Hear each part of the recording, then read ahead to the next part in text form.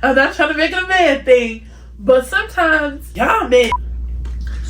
That you're constantly freaking out about what your significant other is doing when they're not around you, then you don't trust them. You don't. Elijah, come back. Practice what you. Boy. Make you feel lucky, lucky. Make you wanna love me, baby.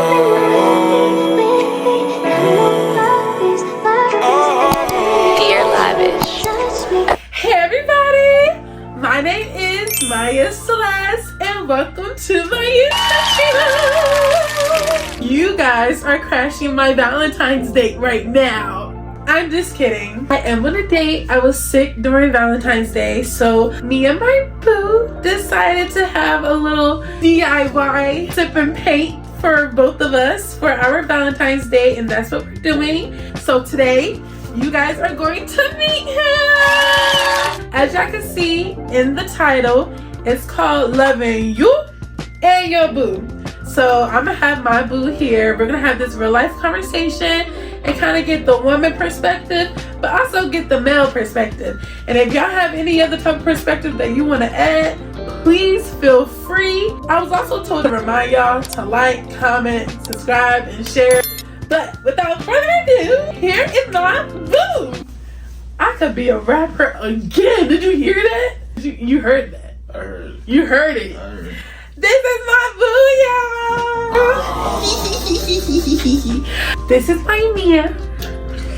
Elijah. We've been together for over 6 years. We know each other since we were 17 years old, and I am now 24 years old. If you technically do the calculation, it comes up to 7 years, but no, we're on our 7, like we're on the way to 7. We are in our comfy gear. I have on my red eyelashes today.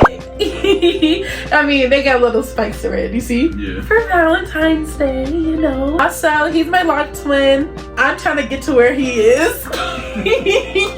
We decided to have our own sip and paint, like I said a little earlier. So to add a little sprinkle of Black History, because it is Black History Month, we are doing some paintings related to Black History.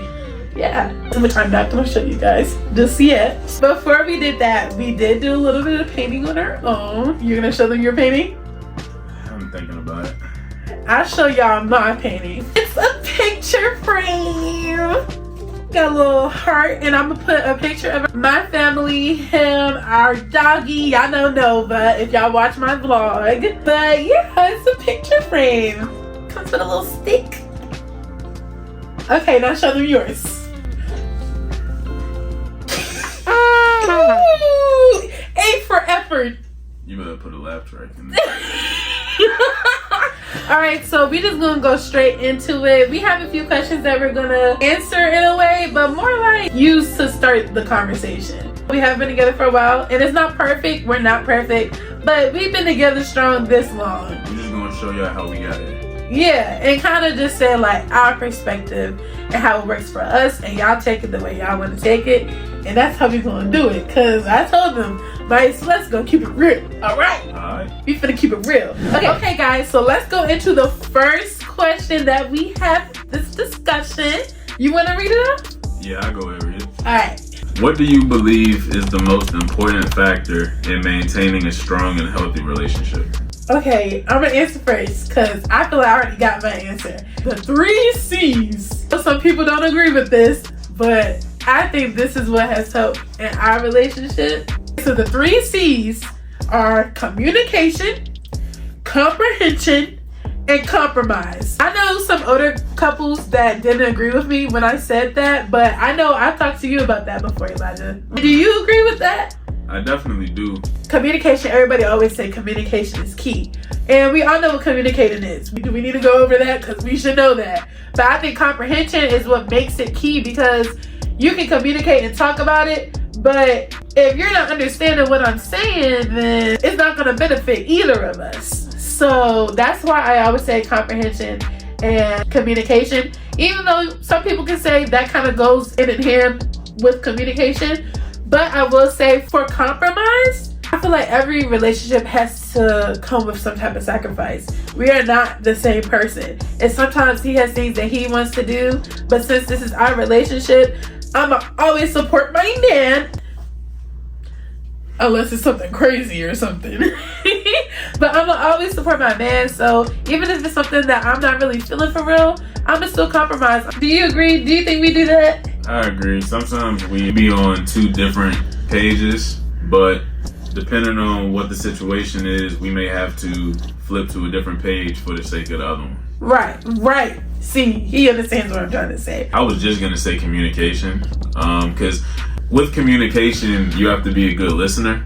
You can't just talk and not listen. It's a two-way street. You expect your loved one to listen to you, you have to listen to them as well. It's a two-way street. You can't just tell your significant other what you don't like and expect them to just snap into order, because they're a person just like you and they're expecting you to listen the same way that they do. So I agree, because that is something we had to work on, but I'm definitely more of the chatty patty, as I said in my blog, and he's definitely way better at the listening part. So sometimes for strength wise, I would say I had to get better at being a listener and you had to get better at communicating. Yeah. So I think we're way better now. I'm a much better communicator than I was when we first met. How do you feel for me, like listening wise? You've gotten so much better. Thank you. I don't know if I want to show you how this panning, because it's looking rough. Mine's looking a little rough too, but it's okay. We just on question one. Better than mine. All right, question 2. How do you prioritize each other's needs and maintain individuality within the relationship? I'm gonna let you take that one first. Okay. I'm gonna kind of explain what they're trying to say. Basically, how do we maintain our individual selves? Because we have two different personalities. You know what I mean? How do we keep our own personalities while also being together? We still prioritize each other, because with those two different personalities, I'm still like prioritizing what you need, but at the same time, I'm not letting it overshadow me so much that I'm losing myself in the relationship. It makes me think about how I'm the extrovert in our relationship and you're the introvert. And not everybody is with the person that where it's like opposite attracts, but that's the best example I can think of. And I know when we first met, or especially when we went to college, I wanted to go outside, go with my friends, go to parties, and I wanted him to come with me. And sometimes I kind of felt like, if I take you outside of your comfort zone, I thought it was important to make sure he wasn't losing himself. Like, him coming outside with me all the time meant he wasn't able to be on his game, he wasn't able to talk to his friends in the house and do what he usually do. And you know, I think it's definitely important to make sure both needs are met. We talk about that all the time when it comes to how we benefit each other. Yeah, we talk about it pretty often. But I bring you outside of your shell. She brings me outside of my shell, and I keep her mellow in certain situations. Yeah, like we kind of balance each other out, and I feel like that's how we kind of keep our individuality. When I hear that question, I just feel like that means we stay true to ourselves while also incorporating the other person into our situation. Yeah. Do you think I explained that well? Yeah, I think she explained it for me too, to be completely honest. So maybe for you guys, like if you have a significant other or someone and you feel like you're kind of losing yourself a little bit in that relationship, that's not good. I feel like it always has to be some type of balance. What's the thing? Balance, baby. Balance, baby. You always have to find that balance and make sure you both are being seen and are both being heard in the relationship, because it's not all about that one person. It's two of us. Like you said, it's a two-way street. If both sides are staying true to themselves, then the relationship as a whole will prosper. Right. And if anything, the reason I fell in love with him or the reason he fell in love with me is because of who you are. So it's really important to keep that individuality, because that's what they fell in love with anyways. Exactly. You don't want to change once you get with the person. Right. Even though change in the way of like, maybe you start getting into like growing, yeah. Maybe I start getting into some of the things that you're into. You know what I mean? That's fine. But changing who you are, stay true to yourself in your relationship. That's what really matters, in my opinion. Let's go to the next question. How do you keep the romance alive in your relationship over time? We've been together Okay. since we were 17. I'm gonna start this out by saying the internet is your best friend. There's a lot of things that you can do to keep the romance alive that doesn't have to do with where I know a lot of you guys are taking your minds to. Right, true. Keep your mind out of the gutter. I started cooking for her. I started taking her on walks. It's a lot of things that you Especially can in do COVID. to find that intimate time with your significant other that has nothing to do with that. I would say, like, we did kind of have an issue with that at one point in our relationship where I was like, can you put in some effort? Ladies, I'm not trying to make it a man thing, but sometimes y'all men, no, I'm joking. Sometimes I feel like, you know, we be asking for y'all to put more effort because it seems like we're the one planning the date. Sometimes it's nice if a guy just come over and be like, hey, be ready at this time. Oh, what we about to go do? Don't worry about what we about to go do. I'm about to take you out. Oh, please take me out. Got some roses right there in the car. You know what I mean? Like, sometimes the girls just like a little initiative. And we went through that. And so I feel like that's a great way to keep the relationship going. I think another thing that people say, and I feel like we kind of do this, acting like you're dating the person, like it's your first date with that person or something. Yeah, keep the excitement there. Yeah, just try to keep that excitement there, because sometimes you can get comfortable. And we went through that, remember? Yeah. We just kind of got too comfortable. It was like, all right now, do you think I look good? Like, what is it? Do you think I look good, Mr. Armstrong? Do you think I look good, Mr. Armstrong? Like, for real. I had to ask. I'm like, you're used to the way I am. We gotta spice it up a little bit. Y'all, while we was over here trying to answer, all of my lights died. And we just got done charging them. That's what you get for buying from the TikTok shop. No, I'm kidding. But we're just gonna go ahead to the next question. I'm gonna make this our last question. I like having discussions with you. Let's take a little break. How you doing with your painting? You want to show them yet, or? I think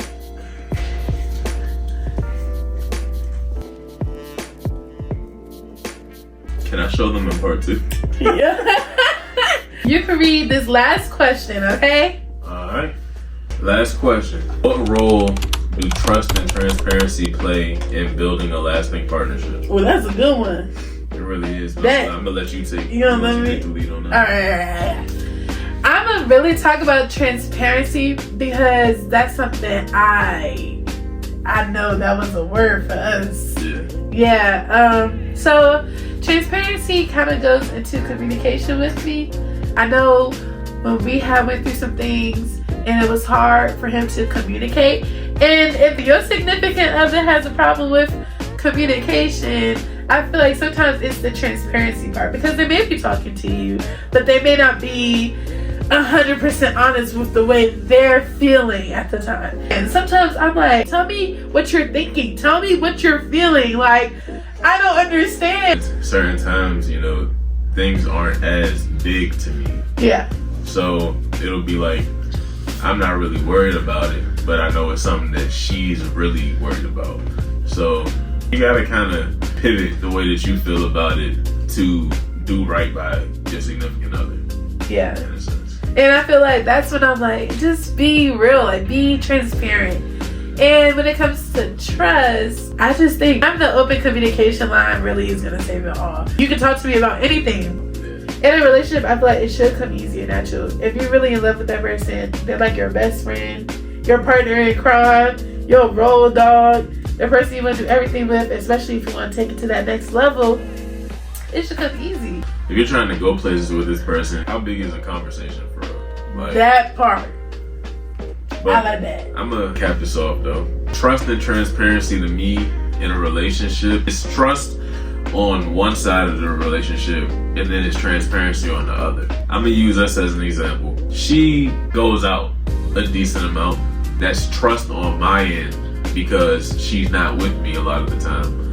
And then that's transparency on her part because I know that if anything happens, she's going to be open and honest with me about it. That open line of communication. And that's so important in a relationship because if you're constantly freaking out about what your significant other is doing when they're not around you, then you don't trust them. You don't. And in the long run, your relationship more than likely will fail because trust is part of that foundation that a relationship is built on. We're just telling y'all what's worked for us. Yeah. But everybody's different, so we hope that this helps in some way. In some way, provide a little insight, or maybe you may feel a different way, or maybe you may have another perspective that you want to add. That's when we're going to have that real life conversation. Drop it in the comments. We would love to hear from y'all. And honestly, like I said, I love having these discussions with you. Thank you for coming with me on this. That's going to be the end of our real life conversation for now. Maybe we can do a part 2. Loving you and your boo. Back at it again. Anyways, before we end, we should at least show them what we was working on. Come on. You want to show yours? Tell them what it means to you. So we switched panties. It's telling a fib. Trust y'all. Trust. Wow. Okay. What's that? That's BLM. Okay. But the M is sideways because I ran out of space on the campus. That's it. Okay. I was trying to come up with something to tell y'all that it meant, but it's just because I ran out of space. Yeah. We like the transparency. Yeah. Transparency. Look. Practice what you preach. Practice what you. Boy. Okay, I'm gonna show y'all mine even though I'm not done. This is mine. It says I am black. And it's my handprint of my right hand. I traced it. He did. I got the marks all over my hands. But yeah. And it's just supposed to just represent me. I'm black. And I was gonna do like a little thing. I may write it out. But I'm black. I'm beautiful, confident, queen, you know what I mean? Over top of it. But yeah, that's how I'm feeling because that's what I am. I just wanted to say how I'm a black woman and I am proud to be a black woman, even though we have our struggles and we are depicted to be looked at as a certain way. I am still proud to be a black, strong, beautiful, confident woman. Anyway, guys, that is the end of the real life conversation for today. Tune in next week for my vlog. We are taking a mental health break. I've been going through it, and me and my sis, we're about to hang out and just do some type of self-care activity. I need that mental health break. What's your name? Elijah. His name is Elijah. My name is Maya Celeste. And always remember to love yourself. Bye. Nice meeting y'all. Lucky, lucky.